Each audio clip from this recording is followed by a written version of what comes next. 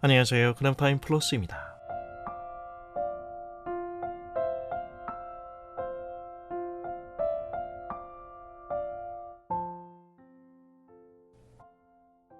신약 성경을 읽다 보면 늘 예수님 주위를 맴돌면서도 정작 예수님과는 거리가 먼 사람들을 어렵지 않게 만날 수 있습니다. 사두개인과 바리새인들입니다. 예수님을 따라다니며 자신의 옳음을 과신하는 가운데 경쟁이라도 하듯 한마디씩 보태며 예수님을 시험하고 항변했던 사람들이죠. 성경 해석에 있어 유명세를 누리던 그들은 자신들이 틀렸다는 사실을 지적하시면서 자신들만의 공동의 답을 무너뜨리는 예수님을 견디지 못했던 것입니다.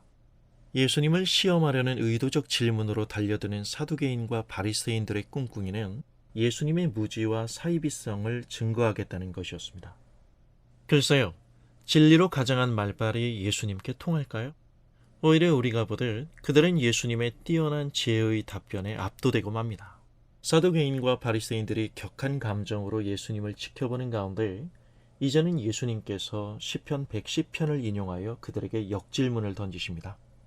마태복음 22장입니다. 너희는 그리스도에 대하여 어떻게 생각하느냐? 누구의 자손이냐?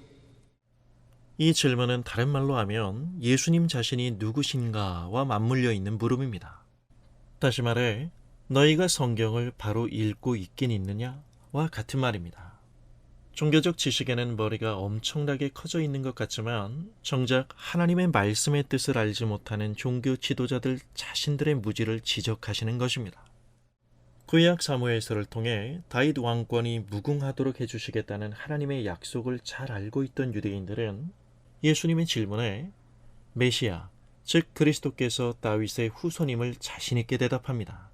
자신들이 성경을 제대로 알고 있다는 것이죠. 그런데 예수님께서는 그런 그들의 대답에 만족하지 않으시고 질문을 이어가십니다.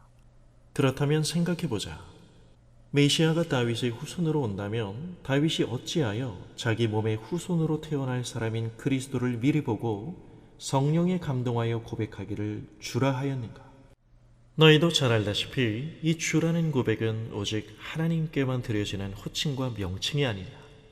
어떻게 하나님께만 드려지는 이 주라는 고백을 다윗이 성령에 감동하여 자기 후손인 메시아, 즉 그리스도에게 하였는가? 따라서 너희는 메시아, 곧 그리스도가 곧 사람으로 오시나 그가 하나님인 줄 너희가 깨닫지 못하고 있으니 너희는 성경을 아는 자가 아니다. 바리새인들, 그들의 무지 속에 폭탄과 같이 떨어진 예수님의 말씀입니다.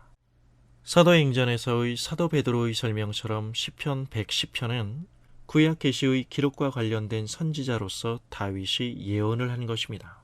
실제로 다윗이 성령에 감동하여 환상 속에서 메시아를 미리 본 것이죠.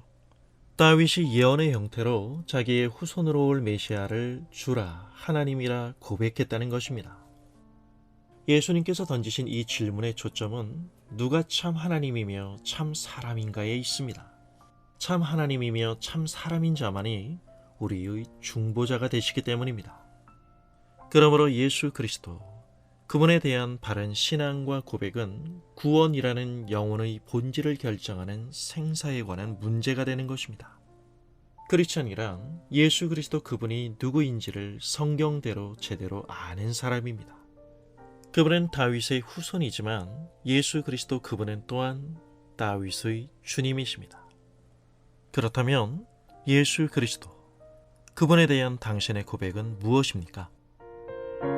감사합니다.